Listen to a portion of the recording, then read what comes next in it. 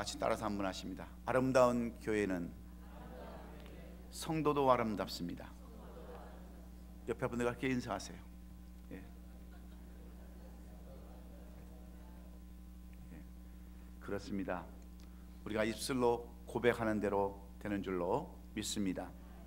저는 오늘 우리에게 주신 이 창세기 25장 21절로 34절의 말씀을 가지고 최후의 갈림길이라고 하는 그러한 제목으로 말씀을 나눌 때에, 이 갈림길에 선 마지막 때에 우리는 어떤 삶을 살아야 되는가, 오늘 주시는 말씀이 나에게 주시는 교훈은 무엇인가, 여러분 깊이 깨달으시고 우리 함께 은혜를 나누며 결단의 자리까지 나아가는 귀한 시간 되기를 간절히 소원합니다.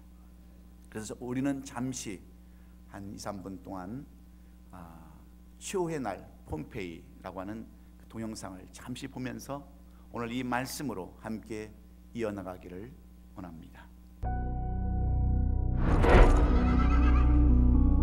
It was the jewel of our empire. People of Pompeii, let the games begin! A place of corruption, Kill them. temptation, That slave looks at you as if he's in a dream, Cassia. and a battle What is your name? My name is Milo. for survival. Tomorrow we fight. Slaves that live earn their freedom. From all corners of the Roman world, people would gather here. If they catch you up here with me, It'll be worth it. What is this? it is the mountain. But for all our strength, Can you feel that? we lived in the shadow of a greater power.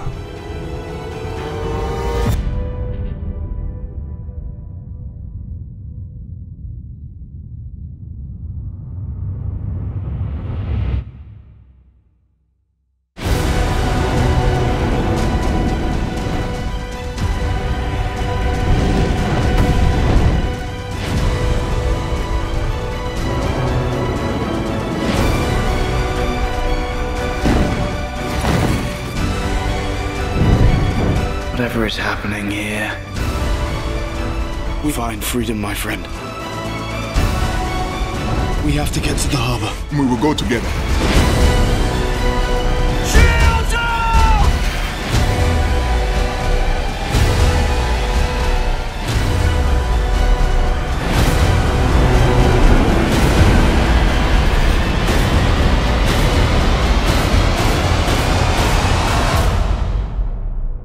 Pompeii. 사랑하는 우리 성도 여러분, 이 폼페이는 지구 역사상에 실제로 있었던 이야기입니다. 고대 로마의 도시, AD 79년 8월 24일 베수비오의 화산의 폭발로 이 땅에서 영원히 사라져버린 한 도시가 바로 폼페이입니다. 그렇습니다. 이 세상에 영원한 것 아무것도 없습니다. 시간도 우리의 삶도 모든 것 다 한계가 있고 끝이 있음을 보여주는 그러한 영화가 바로 이 땅에 있었던, 실제로 있었던 폼페이의 사건이었습니다. 모든 만물은 다 마지막이 있습니다. 인생도 시간도 삶도 다 마지막 날이 있습니다. 그래서 성경은 전도서 3장 1절로 3절에서 이렇게 말씀하고 있습니다. 범사에 기한이 있고 천하 만사가 다 때가 있나니 날 때가 있고 죽을 때가 있으며 심을 때가 있고 심은 것을 뽑을 때가 있으며 죽일 때가 있고 치료할 때가 있으며 헐 때가 있고 세울 때가 있다라고 이렇게 성경은 기록해 놓았습니다. 뿐만 아니라 베드로전서 4장 7절에서는 이런 것 때문에 우리에게 이렇게 권면합니다. 만물의 마지막이 가까웠으니 그러므로 너희는 정신을 차리고 근신하여 기도하라고 우리에게 권면하고 있습니다. 세상의 모든 일도 공부도 사역도 언젠가는 마쳐져야 하는 때가 있습니다. 우리의 생명도 마감하는 때가 있듯이 2014년도도 마감하는 때가 되었습니다. 그렇다면 이 한 해를 결산하는 우리는 무엇을 생각해 보아야 될까요?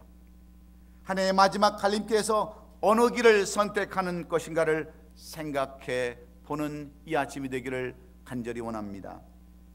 우리가 하루하루를 어떻게 살았는가를 알려면 어떤 방법을 사용해야 합니까? 잠자리에 누워서 내 마음이 편한가 편하지 않은가를 생각해 보면 잘 알 수 있습니다. 아, 오늘은 나는 참 보람 있었다, 정말 오늘 이 하루는 만족스러웠다 라고 생각되면 그날은 잘 사는 날입니다. 그러나 몸을 뒤틀면서 조금만 참았을 것을, 조금만 더 양보했을 것을, 조금만 더 노력할 것을 하면서 후회하는 마음이 있었다고 한다면 그날은 잘못 산 날임에 틀림이 없습니다. 저물어가는 이 한 해를 생각할 때 정말 보람 있었다라고, 정말 만족스러운 한 해였다라고, 내년에도 올해처럼 살아야 하자는 그런 마음이 있었다고 한다면 그 인생은 그 해만큼 잘 사는 해인 줄로 압니다. 그러나 어딘가 모르게 아쉬움이 남는다면 그 한 해는 잘못 산 한 해입니다. 그렇기 때문에 저와 여러분은 이 한 번밖에 없는 이상 인생 다시 오지 않는 2014년의 마지막까지 잘 살아서 하나님께 영광 돌리는 삶을 살아야 될 줄 믿습니다. 이 땅에서도 복되고 아름다운 삶을 살고 저 하늘에서도 잘했다 칭찬받는 삶을 살아야 하는 것이 우리들의 인생입니다. 우리가 비록 일주일에 단 한 번 교회를 나왔다 할지라도 내가 과연 잘 살고 있는가, 내 인생이 제대로 움직이고 있는가 확인해 볼 필요가 있고 교정받을 필요가 있습니다. 그래서 내가 잘못 살았다고 한다면 오늘 주시는 이 말씀 가운데 깨달아서 후회하지 아니하는 2014년도 마지막 주일 예배가 될 수 있기를 주의 이름으로 축원합니다. 사랑하는 우리 성도 여러분, 오늘 이 말씀은 하나님의 종 모세가 430년 동안 애굽의 종으로 살았던 이스라엘 백성들을 구원해서 출애굽한 이후에 40년 동안 광야로 인도하며 가나안 땅을 향하여 나갈 때에 이스라엘 백성들에게 주셨던 교훈의 말씀입니다. 하나님과 직접 대면하여 하나님의 음성을 듣고 이스라엘 백성들을 인도했던 지도자 모세가 그들에게 부탁했던, 아니 권면했던 말씀이기도 합니다. 어떻게 하면 끝까지 승리할 수 있는 삶을 살 수 있는가? 어떻게 하면 최후까지 아름다운 길로 복된 길로 갈 수 있는가? 가나안 땅에 끝까지 들어갈 수 있는 그 비결이 무엇인가를 말씀해 주는 내용이 바로 오늘 이 창세기 25장 21절로 34절의 말씀입니다. 오늘 이 본문의 말씀을 우리가 살펴보면 오늘 본문에 나오는 아브라함의 아들 이삭은 40세가 되어서 장가를 갔습니다. 그런데 그의 아내 리브가가 아이를 낳지 못하자 이 이삭이 하나님 앞에 간절히 기도함으로 말미암아 그 아내가 임신을 하고 쌍둥이를 잉태하게 됩니다. 그런데 이 쌍둥이가 리브가의 뱃속에서 서로 싸웁니다. 아직 미숙한 어린 아이들이지만 복중에 싸우는 것이 너무나도 신기해서 리브가는 하나님 앞에 기도하며 여쭤봅니다. 23절의 말씀처럼 두 민족이 내 복중에서부터 나누이리라. 이 족속이 저 족속보다 강하겠고 큰 자가 어린 자를 섬기리라 하셨다라고 하는 예언을 이 리브가는 받습니다. 그리고 이 말씀은 그대로 이루어지게 됩니다.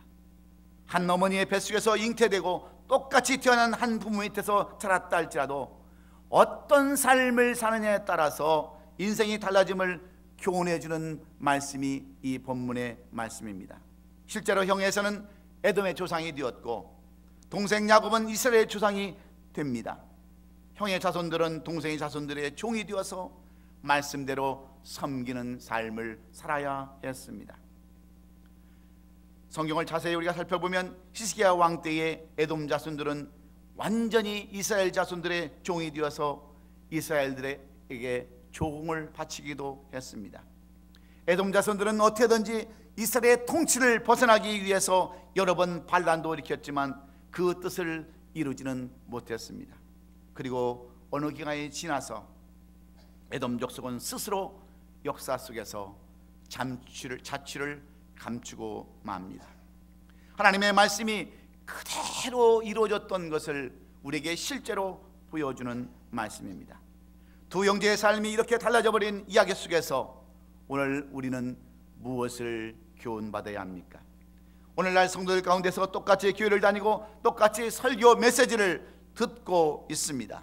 그런데 어떤 사람들은 은혜를 받고 성령 충만받아서 헌신의 삶, 희생의 삶, 예수 그리스도의 삶을 살아가기도 합니다. 그런데 어떤 사람들은 똑같은 설교를 듣고도 은혜를 받지 못합니다.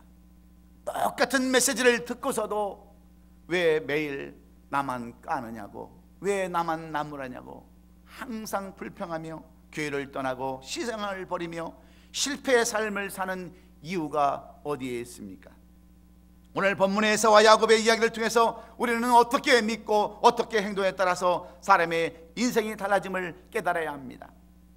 사랑하는 성도 여러분, 이 한 해를 마감하면서 우리에게 주시는 말씀을 잘 들으시고 결단해서 에서처럼 살지 말고 야곱처럼 살 수 있기를 예수님의 이름으로 축원합니다. 왜 성경은 여러 사람들을 비교해서 말씀을 주시는 줄 여러분 아십니까? 이것은 다른 사람들의 삶을 잘 보고 실수하지 말라고 주시는 교훈의 말씀입니다. 그래서 다윗과 사울, 마르다와 마리아, 십자가에 달리신 예수님의 좌우의 강도 이야기를 통해서 성경은 비유의 말씀으로 우리에게 이렇게 교훈해 주고 있습니다. 그러면 왜 야곱은 동생으로 태어났지만 형을 능가하는 삶을 살았을까요? 죽음을 앞둔 아버지 이삭의 축복을 어떻게 받을 수 있었을까요? 마지막까지 승리하는 삶의 비결은 어디에 있다라고 오늘 모세는 교훈해 주고 있습니까? 오늘 우리는 이 세 가지 주시는 교훈의 말씀을 통해서 우리도 어떻게 하면 이 마지막 갈림길에서 2014년도를 보내고 2015년도 대망의 새해를 맞이하는 이 갈림길에서 어떤 삶을 살아야 하는가를 깊이 생각해 보면서 주시는 교훈에 따라 우리의 삶을 바꾸고 변화받고 거듭나는 놀라운 역사들이 오늘 이 시간 있기를 주의 이름으로 축원합니다. 그러면 모세가 교훈하는 끝까지 승리하는 비결, 마지막 갈림길에서 올바른 길을 택하는 그 비결 첫 번째는 어디에 있다라고 우리에게 가르쳐 주고 있습니까? 어떻게 사는 것이 잘 사는 길이고 어떻게 사는 것이 이 한 해를 잘 보내는 것이며 새해를 맞이할 수 있는 길이라고 우리에게 교훈해 주고 있습니까? 첫째는 하나님께서 주시는 고난을 중요시 여기는 자세에 달려있다라고 우리에게 교훈해 주고 있습니다. 잘 사는 길, 축복받는 길, 마지막 최후의 날에 승리로의 삶을 살 수 있는 비결은 하나님께 주시는 고난을 중요시 여기는 자세가 중요하다라고 우리에게 교훈해 주고 있습니다. 오늘 본문 27절로 34절에 보면 이스라엘은 장자에게 주는 축복권이 있음을 우리에게 말씀해 주고 있습니다. 무조건 큰아들에게 재산을 분배할 때에 2배를 더 주는 그들의 특권이 있었습니다. 첩의 소생이건 종의 소생이건 첫 아들인 장자에게는 특별한 장자권이 그들에게는 있었습니다. 본문에 나오는 예서는 야곱보다 먼저 태어난 합법적인 장자였습니다. 그런데 에서는 이 장자권을 우습게 생각했습니다. 하나님께 주시는 고난을 무시해버리고 말았습니다. 배고픔 그 하나 것 때문에 왕 장자권을 팥죽 한 그릇에 팔아버리고 말았습니다. 이 일로 인하여 형 에서는 결국 동생 야곱의 종이 되게 되고, 장자권은 하나님이 주시는 그 유임권인데도 불구하고 에서는 그것을 경솔하게 여김으로 말미암아 32절에서는 에서에 대한 얘기를 이렇게 기록해 놓습니다. 에서가 이르되 내가 죽게 되었으니 이 장자의 명분이 내게 무엇이 유익하리요 하면서 하나님께서 그에게 주신 특별한 그 특권을 무시해버리는 에서를 우리에게 소개해주고 있습니다. 그리고 33절에 가서 에서가 맹세하고 장자의 명분을 야곱에게 판지라, 이 귀한 하나님께 주신 장자권을 자기 스스로 동생 야곱에게 팔아버린 에서의 모습을 우리에게 그대로 비춰주고 있습니다. 똑같은 상황에서 야곱은 어떻게 했습니까? 야곱도 똑같이 배고픔을 느끼는 그러한 삶이었지만 야곱은 mol축과 장자권을 바꿉니다. 그 결과 어떻게 됐습니까? 에서는 눈물을 흘리며 몸부림치며 후회하는 삶을 살았다라고 오늘 본문이 우리에게 똑똑하게 보여주고 있습니다.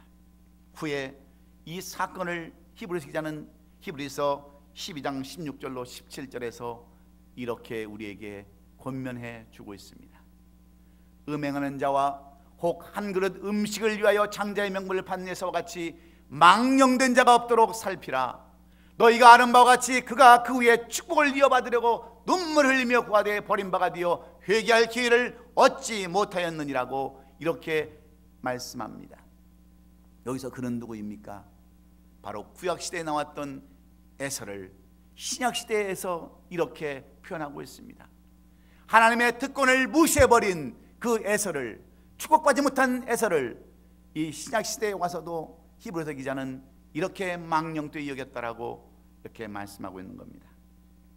하나님께서 주신 장자권을 우습게 생각하고 망령되게 살아가고 있는 두 가지 그 특권을 우리에게 말씀합니다. 여러분, 장자권에는 두 가지의 여러분 의미를 담고 있습니다.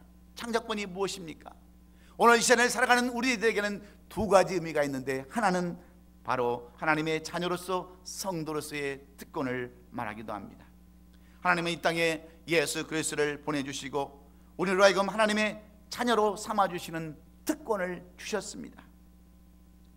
그런데 하나님의 자녀가 된 우리가 먹고 사는 것 때문에 주의를 성수하지 아니하고 세상의 그 권리를 팔아먹고 산다면 여러분, 에서와 무엇이 다를 바가 있겠습니까? 여러분은 다 하나님의 자녀인 성도로서 세상 사람들과 다르게 두 배의 축복을 받은 그러한 특권을 가진 사람들입니다. 그런데 성도로서 하나님의 자녀로서의 권리를 포기한다면 그 결과는 어떤 결과로 나타나겠습니까? 에서와 똑같은 결과를 여러분 받지 않겠습니까? 두 번째 직분은 바로 직분의 권리입니다. 장자의 권리라고 하는 것은 우리에게 주신 두 번째 직분의 권리를 의미하기도 합니다. 하나님께서는 우리에게 여러 가지 직분을 주셨습니다. 목사라고 하는 직분을 주셨고, 전도사라고 하는 직분을 주셨고, 장로라고 하는, 권사라고 하는, 집사라고 하는, 교사라고 하는, 반주자라고 하는, 구역장이라고 하는, 찬양사역자라고 하는 등등의 직분을 우리에게 각각 다 맡겨주셨습니다. 그런데 먹고 사는 것 때문에 주신 직분을 경솔히 여기고 망령되이 산다면 그 결과는 분명히 눈물을 흘리며 몸서리치고 후회할 때가 있음을 경고해주는 말씀인 줄로 받으시기를 주의 이름으로 축원합니다. 제가 늘 가슴 아파하는 것 중에 하나는 신방을 하거나 상담할 때 일입니다. 많은 사람들이 저 앞에 와서 이런 얘기를 합니다. 목사님, 지난 날을 뒤돌아보니까 옛날에 재물이 있었을 때는 좀 더 봉사하지 못하고 헌신하지 못하고 섬김하지 못했던 것들이 너무나도 후회스럽습니다. 있을 때 좀 잘했으면 좋았을 텐데 이제 후회밖에 없다고 하는 그런 얘기를 들을 때 얼마나 안타까운지 모릅니다. 하나님께서 축복해 주셨을 때 더 드리고 바치고 헌신하는 그런 삶을 살아야 했을 텐데 그런 삶을 살지 못하고 오늘 본문에 나오는 에서처럼 후회하는 삶밖에 살 수 없다고 하는 것처럼 안타까운 일이 어디에 있겠습니까? 그러므로 우리는 이 한 해가 저물어갈 때 우리 자신의 내면의 세계를 바라봐야 합니다. 에서의 인생을 살 것인가, 야곱의 인생을 살 것인가, 우리 자신의 내면을 바라보면서 우리는 결단해야 합니다. 형에서는 인간적인 외모나 신체의 모든 면에서 훨씬 야곱보다 나은 사람이었습니다. 모든 것이 월등한 사람이었습니다. 동생 야곱은 여자처럼 음식이나 하면서 집안에 있는 가냘픈 사람이었습니다. 그럼에도 불구하고 동생이 형을 지배할 수 있었던 그런 이유가 여러분 어디에 있는 줄 아십니까? 야곱은 하나님께서 주시는 그 고난, 하나님께서 주시는 그 자녀에서의 고난과 직분의 고난을 소중히 여기고 이 고난을 자기의 것으로 만들기 위해서, 힘들어도 배고파도 소중히 여기고 이 고난을 자기의 것으로 만들기 위해서 힘썼던, 신분주의적으로 살았던 그런 삶을 살았기에 하나님께서는 이 야곱을 에서 대신에 사용하여 주신 줄로 믿습니다. 사랑하는 성도 여러분, 이제 야곱처럼 살겠다고 하는 그런 결단을 하심으로 2015년도를 아름답게 시작할 수 있기를 주의 이름으로 축원합니다. 여러분에게 주신 그 특권, 성도라고 하는 그런 특권, 하나님의 자녀라고 하는 그 특권, 여러분에게 주신 그 직분을 잘 여러분 활용하셔서 무시하지 마시고 감사함으로 말미암아 여러분 모두가 야곱처럼 쓰임받기를 다시 한번 주의 이름으로 축원합니다. 두 번째로, 오늘 모세가 우리에게 주시는 이 교훈의 말씀 가운데 누가 갈림길에서 승리하는 자입니까? 누가 이 마지막 이 시대에 여러분 쓰임받는 자입니까? 실패하지 아니하고 오히려 택함받는 그러한 사람입니까? 두 번째는 바로 하나님의 축복을 사모하는 사람임을 우리에게 말씀해 주고 있습니다. 하나님의 축복을 갈망하는 그러한 자세가 있는 사람들을 말하고 있습니다. 에사와 야곱의 차이는 한마디로 열심과 무관심의 차이였습니다. 보통 성도들 가운데 은혜 그러면 축구 못 사는 사람들이 있습니다. 축복 그러면 물불을 가리지 않는 사람들이 있습니다. 그래서 지표라는 지표는 다 쫓아가는 사람들이 있습니다. 차례가 끝나도 2시간씩 3시간씩 남아서 마지막까지 기도하고 정말 뿌리를 뽑겠다고 그렇게 기도하는 사람들도 있습니다. 그런데 한편으로는 아예 축복도 은혜도 관심이 없는 사람들이 있습니다. 여러분, 만약 여러분이 하나님이라고 하신다면 여러분 누구에게 복을 주시겠습니까? 누구에게 이런 은혜를 여러분 주기를 원하십니까? 야곱은 열정이 있었습니다. 끈질긴 면이 있었습니다. 창세기 19장 19절에 보면 성경은 이렇게 야곱에 대해서, 그의 열정에 대해서 이렇게 표현해 놓았습니다. 야곱이 아버지에게 대답하여 되 나는 아버지의 맏아들 에서로이다. 아버지께서 내게 명하신 대로 내가 행하였사오니 원하건대 이른 앉아서 내가 사냥한 고기를 잡수시고 아버지 마음껏 내게 축복하소서. 여러분, 야곱은 형 에서의 그러한 음성을 변조하고 형 에서의 옷을 입고 아버지 앞에 축복을 받기를 그토록 갈망했습니다. 아버지를 속여서라도 그 축복을 받고자 하는 열망이 그에게 있었습니다. 이렇게 축복을 받기를 원하는, 열망하는, 갈망하는 마음이 여러분 야곱에게 있었기에 야곱은 그 축복을 누린 줄로 믿습니다. 그런데 에서는 어떻습니까? 에서는 창세기 30장 26절에 여러분 어떤 삶을 삽니까? 에서는 아버지 비유나 맞추려고 세상 들판을 달리면서 사냥하러 나갑니다. 성경은 복을 받는 비결을 요한 3서 1장 2절에서 이렇게 이야기하고 있습니다. 사랑하는 자여 내 영혼이 잘됨같이 내가 범사에 달되고 강건하기를 내가 간구하노라. 무슨 말씀입니까? 여러분, 내가 육적인 것이 잘 되려면 먼저 영적인 것이 잘 돼야 된다라고 이야기하고 있습니다. 속사람이 먼저 복을 받을 그릇이 되어야 한다고 하는 그러한 말과 똑같습니다. 즉 믿음의 사람이 되어야 범사에 있는 것, 세상의 모든 것들이 잘 될 수 있다라고 이렇게 가르치고 있습니다. 이런 순서를 모르니까, 이런 비결을 모르니까 에서는 사냥 갔다가 들어와서 이미 축복받은 야곱을 보면서 대성통곡을 하는 겁니다. 사랑하는 우리 성도 여러분, 우리는 야곱처럼 열정을 가져야 합니다. 축복을 받기 위해서 열정을 가지고 기도하면서 성령 충만할 때에 축복을 받을 수가 있기 때문입니다. 그러나 에서는 활도 잘 쓰고 육신이 건강하여서 겉사람은 잘 관리가 되었지만 속사람이 준비되지 못해서 결국은 장자권을 빼앗기는 비극의 주인공이 되고 말았던 것을 우리는 반드시 기억해야 합니다.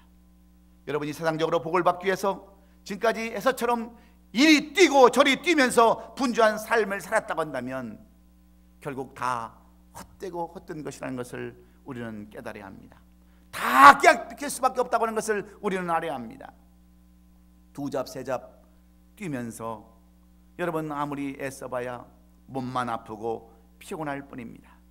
진정한 여러분 축복을 여러분이 사모한다면 이 한 해를 마무리하기 전에 축복이라는 열정, 이 축복이라는 은혜에 대한 열정을 가지시고 하나님 앞에 나아가는 저와 여러분 되시기를 주의 이름으로 축원합니다.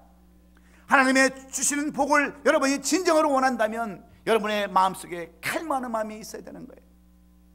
축복, 남 얘기처럼 생각하고 나하고는 상관이 없다고 생각하는 사람들은 결단코 축복을 누릴 수 없기 때문입니다.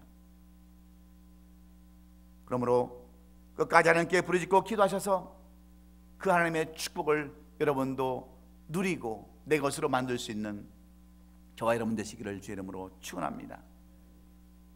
여러분이 상관이 없다고 한다면 상관이 없을 수밖에 없습니다. 그러나 나도 이제는 뭔가 축복을 받아야 되겠다고, 나도 은혜를 받아야 되겠다라고 사모하며 열망하는 마음을 가질 때 하나님은 그런 사람들에게, 야곱 같은 사람들에게 이것을 부어준다는 것을 기억하시고 다시 한번 열망하고 은혜를 사모하는 저와 여러분 되시기를 주의 이름으로 축원합니다.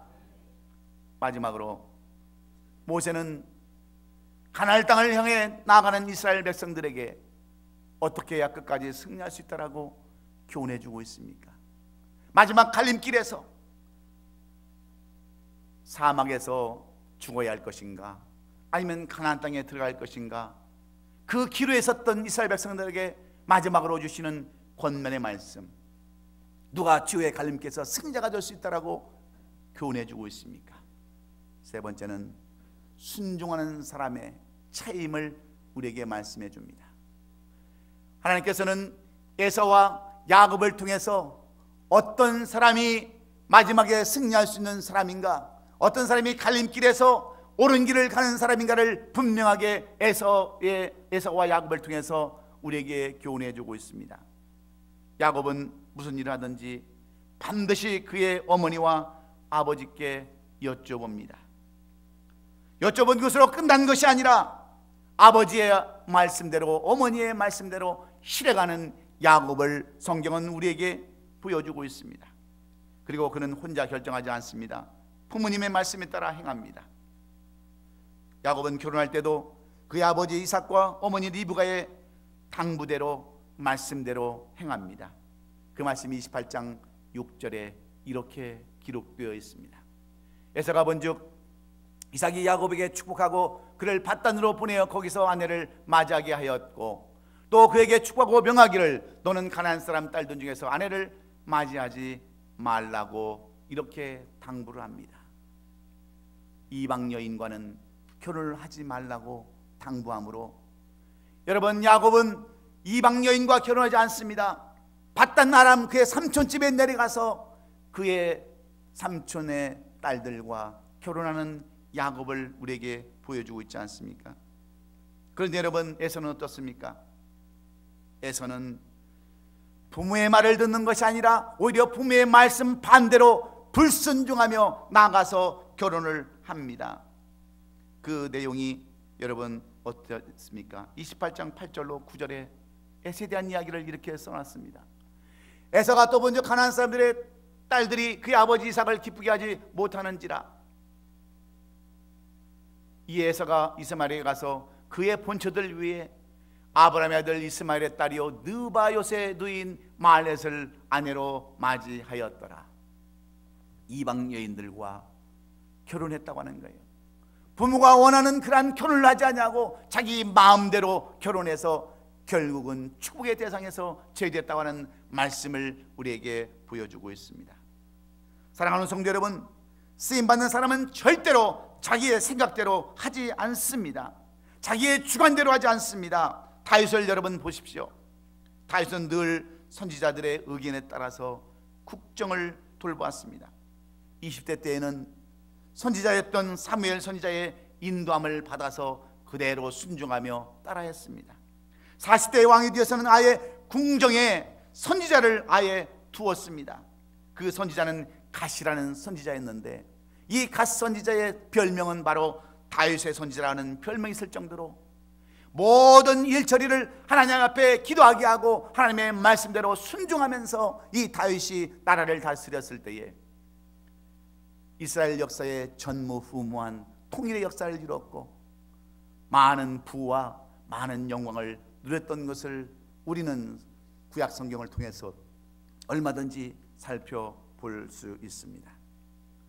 여러분,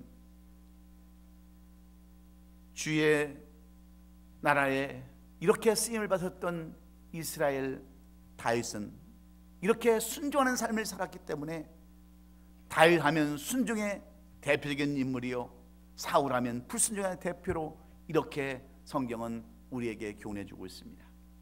그런데 우리는 여러분 어떻습니까? 우리들의 삶을 살펴보면 항상 우리의 마음대로 행할 때가 너무나도 많이 있습니다. 형에서처럼 자기 마음대로 하니까 얼마나 많은 어려움을 겪는지 모릅니다.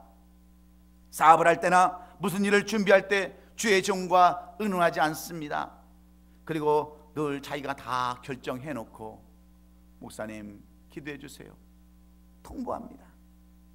여러분, 그럴 때 여러분 주의 종이 무슨 더 할 말이 있겠어요? 주의 종은 오직 기도할 수밖에 없습니다. 하나님 어차피 결정된 거 잘 되게 해주세요, 기도할 수밖에 없습니다. 그러나 여러분, 그 결정이 얼마나 옳은 결정인가 조금 지나보면 압니다. 조금 지나보면 다 알 수 있어요. 기도하는 종과 상의하면서 하나님과 여쭤보는 삶을 살아야 우리의 인생이 복된 인생이요 승리의 인생이 되는 줄로 믿습니다. 그래서 잠언 25장 12절에 슬기로운 자의 책망은 청종하는 귀의 금고리와 정금의 장시이니라 이렇게 말씀합니다. 슬기로운 사람의 말씀을 듣고 순종하면 바로 귀고리와 같이 번쩍이는 그런 삶을 살 수 있다라고 가르치고 있습니다. 그러나 불순종한 사람들에게는 뭐라고 말씀합니까? 고린도전서 10장 12절에 그런즉 선줄로 생각하는 자는 넘어질까 조심하라고 우리에게 권면하고 있습니다. 사랑하는 성도 여러분, 2014년도를 한 해를 사시면서 여러분들은 어떤 삶을 사셨습니까? 에서처럼 사셨습니까? 아니면 야곱처럼 여러분 사셨습니까? 먹고 사는 것 때문에 하나님의 주신 특권과 직분을 지키지 못하고 사신 분은 없으신지요? 인본주의 성도로 살았다면 이제는 하나님 중심적인 신분주의적인 삶을 사시기를 간절히 원합니다. 축복도 은혜도 사모하지 않냐고 되는 대로 살았다고 한다면 하나님께 관심을 가지고 하나님께 준비하신 축복과 은혜를 받으시기를 간절히 원합니다. 하나님의 말씀대로 살지 않냐고 주의 종의 말에 순종하지 않는 삶을 살았다면 이제는 순종하는 삶으로 변화되어서 야곱이 누린 모든 장자권을 받으시는 저와 여러분 되시기를 주의 이름으로 축원합니다. 2014년이 행복하지 못했던 한 해였다고 한다면 다가오는 2015년은 축복받는 해, 은혜 받는 해, 행복한 해가 되시기를 주의 이름으로 축원합니다. 돌아오는 주는 특별 새벽 예배 주간입니다. 우리가 특별 새벽 예배를 이렇게 준비한 것은 여러분 무슨 교인을 모으기 위해서 예배를 한 번 더 드리기 위해서 모이는 것이 아닙니다. 여러분들의 삶이 에서의 삶이 아니라 야곱의 삶으로 살기 위해서, 정말 잘못된 인생을 바꿔서 새로운 인생으로 변화된 인생으로 살기 위해서 우리는 특별 새벽 예배를 준비하고 말씀으로 거듭나며 말씀으로 순종하고 정말 우리에게 주신 새 술은 새 부대에 담는 그러한 심정으로 우리가 새벽 예배를 준비하고 있습니다. 특별히 신년 특별 새벽 예배는 특별 성인은 정말 우리가 이런 삶을 살고자, 야곱의 삶을 살고자 이렇게 귀한 종들을 불러다가 또 여러분 특별 성인을 하는 이유입니다. 그런데 우리에게 주시는 하나님의 자녀라고 하는 특권을 무시해버리고 축복을 열망하는 열정도 없이 말씀대로 순종하지 않는 삶을 산다고 한다면 그 인생은 똑같은 인생, 에사와 같은 인생임을 우리는 분명히 기억하시고 순종할 수 있는 저와 여러분 되시기를 주의 이름으로 축원합니다. 2015년도는 우리 얼바인 아름다운 교회의 소망이 있는 해입니다. 며칠 전 우리 둘째 딸과 함께 이렇게 차를 타고 가면서 우리 딸이 그러더라고요. 아빠, 2015년도는 이 어린 애가 뭐 영적으로 별로, 신앙도 별로 없는, 믿음도 별로 없는 우리 딸이 이런 얘기를 하는 거예요. 아빠, 2015년도에는 뭔가 자기 필링에 좋은 일이 있을 것만 같대요. 자기도 결혼할 것 같고 교회도 더욱더 부흥할 것 같고 정말 무언가가 막 하나님의 축복을 쏟아줄 것 같은 그런 필링을 받는다는 거예요. 여러분, 그런 것이 여러분 마음속에 있으십니까? 올해도 똑같이 내년처럼 살아야지, 거지처럼 빌어먹고 얻어먹고 정말 어렵고 힘들고 그런 삶을 살아야지, 그런 분이 계십니까? 여러분, 이왕 이 땅에 사는 한 번 단 한 번 살다 가는 것 왜 에서처럼 살려고 하세요? 야곱처럼 다시 한번 우리에게 주신 그 특권을 다시 한번 우리가 열정을 가지고 회복함으로 말미암아, 축복을 회복함으로 말미암아, 그 하나님이 주시는 말씀에 순종함으로 말미암아 여러분 인생이 변화되어서 이제 장자가 아닌 사람이 장자가 되는 그러한 역사가 이 기회에 있기를 주의 이름으로 축원합니다. 여러분 모두가 다 그런 삶을 사시기를 예수님의 이름으로 축원합니다. 기도하겠습니다.